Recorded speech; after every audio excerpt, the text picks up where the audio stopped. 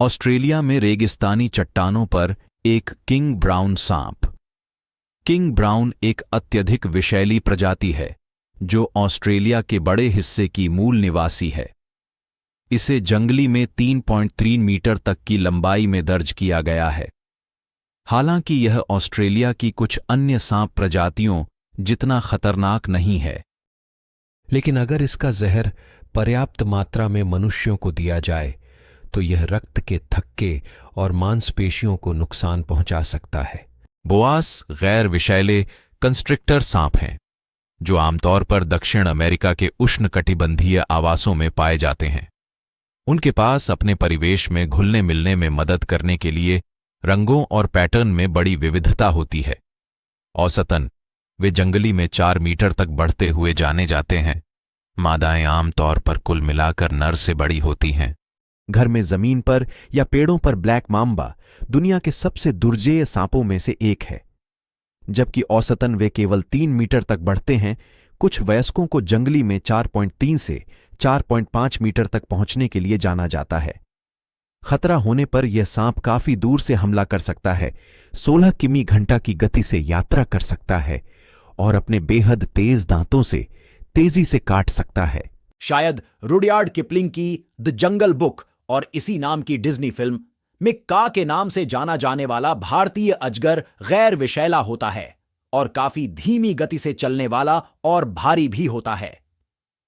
Record किया गया सबसे लंबा नमूना पाकिस्तान में पाया गया, जिसकी लंबाई 4.6 मीटर और वजन 52 किलोग्राम था। किंग कोबरा हमारी सूची में सबसे लंबा जहरीला सांप है, जिसकी औसत लंबाई 3.2 से 4 मीटर है, जबकि जंगली में एक व्यक्ति की लंबाई 5.2 मीटर दर्ज की गई है।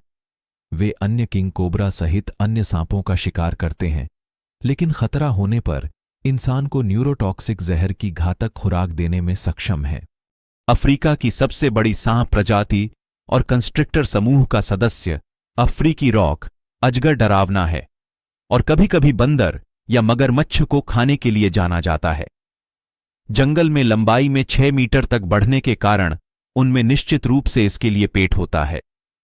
वे अपनी आंखों के नीचे विशिष्ट त्रिकोणीय आकार और नुकीले दांतों की पंक्तियों के लिए भी जाने जाते हैं। आश्चर्यजनक बर्मी अजगर की लंबाई 5 मीटर तक हो सकती है, जबकि आधिकारिक रिकॉर्ड धारक बेबी नाम का सांप है जो 5.74 मीटर की लंबाई तक पहुंच गया। हालांकि यह एक व्यक्ति की तुलना में फीका है जिसकी अनुमानित लंबाई 8.2 मीटर है। अफसोस की बात है कि अवैध पालतू व्यापार के कारण इस सांप को अब फ्लोरिडा, अमेरिका में एक आक्रामक प्रजाति माना जाता है। स्क्रब पायथन के नाम से भी जाना जाने वाला यह सांप इंडोनेशिया, ऑस्ट्रेलिया और पापुआ न्यू गिनी का मूल निवासी है। वे पानी के स्रोतों के पास छिपकर दीवारों और छोटे कृंतकों का शिकार करते देखे गए हैं और अच्छे तैराक होने के लिए भी जाने जाते हैं। जंगली में उनकी औसत लंबाई 5 मी है। हालांकि ऐसा माना जाता है कि वे 8.5 मी से अधिक तक बढ़ सकते हैं। कैद में दर्ज किया गया अब तक का सबसे लंबा सांप एक जालीदार अजगर था, जिसकी लंबाई 10 मीटर तक थी। जंगली में ये सांप छोटे होते हैं।